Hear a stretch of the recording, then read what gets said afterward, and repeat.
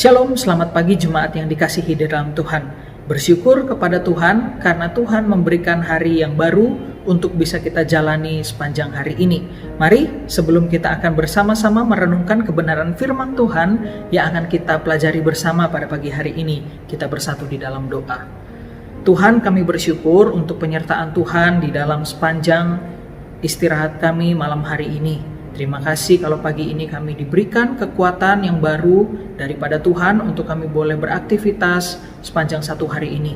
Ya Tuhan, sebentar kami akan bersama-sama merenungkan firman-Mu. Tuhan yang tolong kami, Tuhan yang urapi kami, berikan kami pemahaman agar kami dapat memahami kebenaran firman Tuhan yang akan kami baca ini. Terpujilah nama-Mu Tuhan, demi Yesus Kristus kami berdoa. Amin.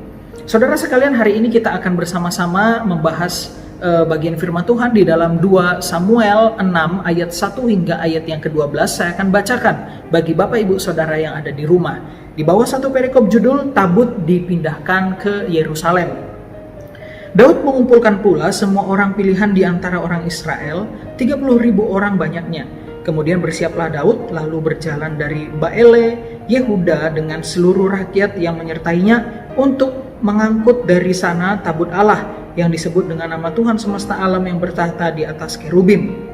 Mereka menaikkan tabut Allah itu ke dalam kereta yang baru setelah mengangkatnya dari rumah Abinadab yang di atas bukit. Lalu Uza dan Ahyo, anak-anak Abinadab, mengantarkan kereta itu.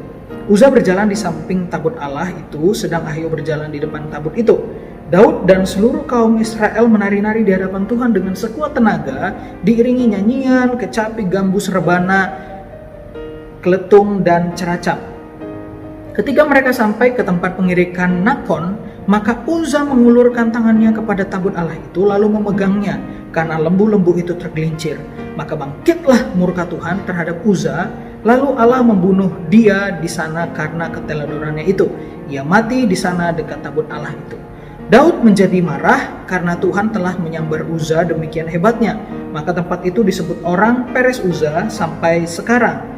Pada waktu itu Daud menjadi takut kepada Tuhan lalu berkata kepadanya, "Bagaimana tabut Tuhan itu dapat sampai kepadaku?" Sebab itu Daud tidak mau memindahkan tabut Tuhan itu ke tempatnya, ke kota Daud, tetapi Daud menyimpang dan membawanya ke rumah Obed Edom orang Gad itu. 3 bulan lamanya tabut Tuhan itu tinggal di rumah Obed Edom orang Gad itu, dan Tuhan memberkati Obed Edom dan seisi rumahnya. Diberitahukanlah kepada Raja Daud demikian, Tuhan memberkati seisi rumah Obed Edom dan segala yang ada padanya oleh karena tabut Allah itu. Lalu Daud pergi mengangkut tabut Allah itu dari rumah Obed Edom ke kota Daud dengan sukacita. Sedemikian jauh pembacaan firman Tuhan bagi kita sekalian. Jemaat yang dikasihi di dalam Tuhan, pada tanggal 11 April 2016, salah satu bangunan yang bernama Kampala Building yang ada di Uganda's capital atau kota Uganda, Afrika, runtuh. Saudara, setelah bangunan itu kemudian runtuh, bangunan yang megah, bangunan yang besar itu runtuh, lalu kemudian beberapa orang menyelidiki mengapa bangunan tersebut bisa runtuh. Dan akhirnya dari hasil investigasi, ternyata material yang dibuat untuk bangunan tersebut tidak sesuai dengan prosedur dan juga instruksi yang ada. Bahan yang dipakai, bahan yang tidak bagus, dan itu yang menyebabkan bangunan Uganda Building atau Kampala Building itu hancur, runtuh. Saudara, dalam membangun gedung tentu membutuhkan sebuah perencanaan, membutuhkan instruksi yang jelas, prosedur yang jelas, dan bahan-bahan yang tepat.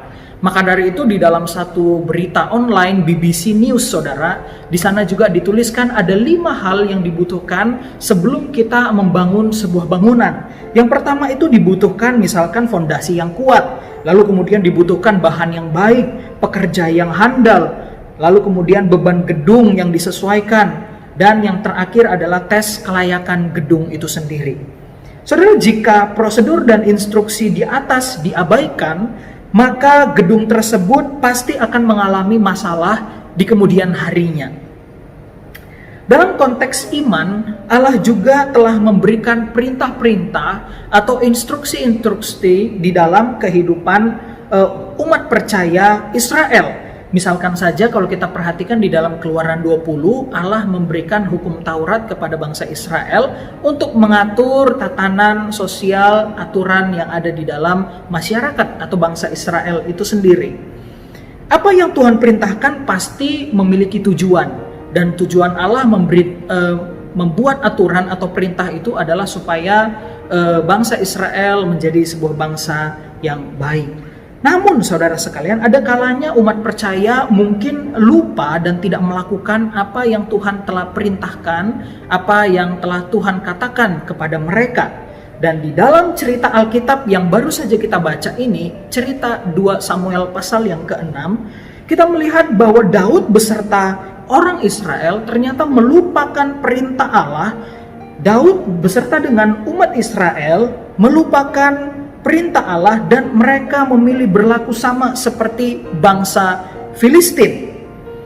Cerita ini dimulai dengan sebuah rencana ketika Daud beserta dengan umat Israel ingin memindahkan tabut perjanjian atau tabut Allah itu yang semula berada di Kiryat Yearim di rumah Abinadab ke Yerusalem. Kita dapat membaca informasi ini dari 1 Samuel 7 ayat yang kedua, saudara sekalian. Lalu kemudian, singkat cerita, mereka kemudian membawa tabut perjanjian itu menggunakan kereta lembu. Sepanjang perjalanan bangsa Israel dituliskan mereka menari-nari, mereka kemudian bernyanyi, bersorak-sorak, mereka bermain musik. Tadi ada beberapa alat musik yang juga dituliskan di dalam Alkitab yang kita baca. Mereka bersorak-sorak, mereka bernyanyi-nyanyi, semuanya mereka lakukan untuk Allah Yahweh itu sendiri, untuk menyenangkan Allah. Kemeriahan bangsa Israel ini melebihi saudara sekalian parade 17 Agustus di negara kita. Mereka sangat bersemangat, dituliskan sekuat tenaga mereka melakukan semua itu untuk Tuhan. Di dalam perjalanan ternyata lembu-lembu yang membawa kereta itu ternyata tergelincir, saudara. Di ayat yang ke-6 dituliskan demikian. Lalu kemudian salah seorang anak dari Abinadab yang bernama Uza yang berjalan di samping kereta lembu itu lalu kemudian memiliki inisiatif untuk menahan tabut perjanjian atau tabut Allah itu supaya tidak jatuh dari kereta dan menyentuh tanah. Lalu kemudian Alkitab menuliskan bahwa Uza mengulurkan tangannya dan menahan tabut Allah tersebut. Tetapi ternyata tindakan daripada Uza ini tidak disukai oleh Allah, dan Allah dituliskan murka dan marah sehingga ia membunuh Uza di tempat itu. Kita tentu bertanya, saudara sekalian, kurang baik apa orang-orang Israel? Mereka menari, mereka bernyanyi, mereka bermain musik sekuat tenaga. Siapa lagi? Untuk apa mereka lakukan itu selain untuk Tuhan? Kurang inisiatif apa juga Uza yang berusaha untuk menahan tabut Allah itu supaya tidak jatuh dan menyentuh tanah? Apa kesalahan Uza dan Israel sehingga Allah murka? Mengapa Allah sepertinya di dalam teks yang kita baca ini tampil sebagai karakter yang sangat antagonis? Saudara sekalian, untuk menjawab beberapa pertanyaan ini, kita mesti memahami konteks perintah Allah mengenai tabut perjanjian yang sempat Allah katakan dan instruksikan kepada umat Israel di dalam Keluaran pasal yang ke-25. Jika kita membaca Keluaran 25, maka kita akan menemukan bahwa Allah memberikan instruksi yang jelas tentang bagaimana bangsa Israel harus membawa tabut itu, yaitu dengan menenteng tabut tersebut dan dibawa oleh sekelompok orang. Maka dari itu dituliskan di dalam Keluaran 25 ayat 14 hingga 15, dituliskan, haruslah engkau memasukkan kayu pengusung itu ke dalam gelang yang ada pada rusuk tabut itu, supaya dengan itu tabut dapat diangkut. Kayu pengusung itu harus tetap tinggal dalam gelang itu, tidak boleh dicabut dari dalamnya. Dari bagian ini jelas sekali bahwa perintah Tuhan kepada bangsa Israel di dalam hal mengangkut tabut perjanjian adalah dengan cara diusung atau dibawa oleh sekelompok orang tadi, bukan dimasukkan di dalam kereta lembu yang mereka lakukan tadi. Di dalam 2 Samuel 6, bangsa Israel itu tidak menenteng, saudara, tetapi mereka membawa dengan kereta lembu. Ini adalah kesalahan pertama dari bangsa Israel.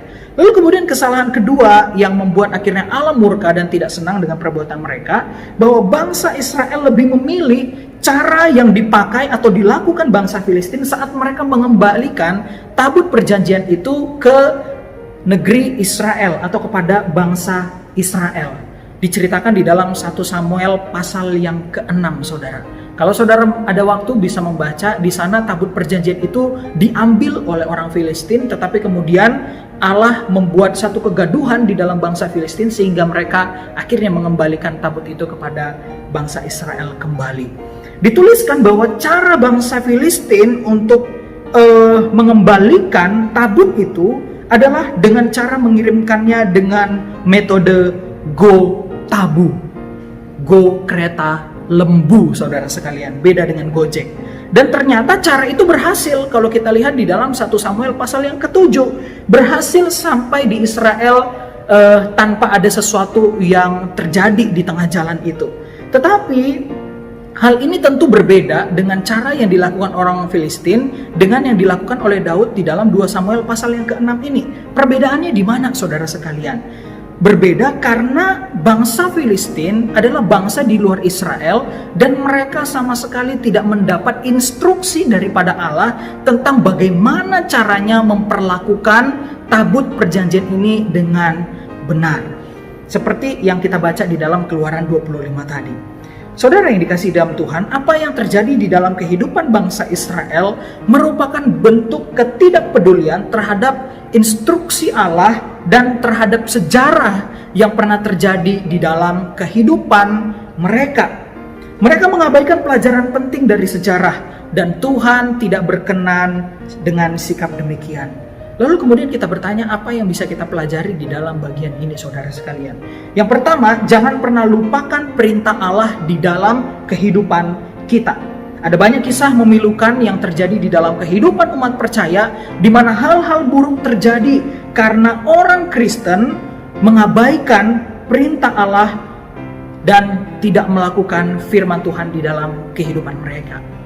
Saudara, ketika kita mengingat perintah Allah di dalam kehidupan ini, kita mengingat apa yang Tuhan inginkan dan Tuhan firmankan di dalam Alkitab dan kita lakukan dalam hidup ini, maka tidak ada kata hilaf. Tidak ada kata hilaf ketika kita selalu ingat akan perintah Tuhan dalam hidup ini. Yang kedua yang kita bisa pelajari, saudara, bahwa kita mesti belajar dari sejarah. Sejarah bukan untuk dibuang, tetapi justru sejarah hadir untuk kita pelajari dan untuk kita berbenah diri semakin baik lagi ke depannya. Jika kita pernah salah, saudara sekalian, maka belajar dari kesalahan itu. Atau minimal kita tidak lagi jatuh di lubang yang sama dari kesalahan itu lagi. Tidak ada cara lain untuk kita dapat mengingat perintah Allah selain kita hidup dekat dengan Allah itu sendiri. Dan hidup dekat dengan Allah itu dimulai juga dengan satu keintiman relasi bersama dengan Tuhan kita melalui kebenaran firman Tuhan dan doa. Saudara sekalian, ketika kita mengingat pengorbanan Tuhan Yesus di kayu salib, maka kita akan melihat ada kasih dan keadilan yang begitu besar dinyatakan melalui salib itu sendiri. Dan saudara sekalian, dengan kita mengingat peristiwa salib itu, seharusnya kita belajar untuk melihat siapa diri kita di hadapan Tuhan. Bahwa kita yang tadinya adalah orang-orang yang sama sekali tidak berharga, orang-orang yang hina, tetapi dipedulikan oleh Allah, orang-orang yang mendapat kemurahan daripada Allah itu. Maka dari itu seharusnya kita belajar untuk mengasihi Tuhan dan mengingat perintahnya di dalam kehidupan ini. Ingatlah bahwa Allah adalah Allah yang hidup dan Allah melihat segala sesuatu yang kita kerjakan dan lakukan di dalam hidup ini. Amsal 15 ayat yang ketiga berkata, mata Tuhan ada di segala tempat, mengawasi orang yang jahat dan orang yang baik. Biarlah kita boleh selalu ingat perintah Tuhan dan kita melakoni hidup kita sebagai seorang murid Kristus. Amin.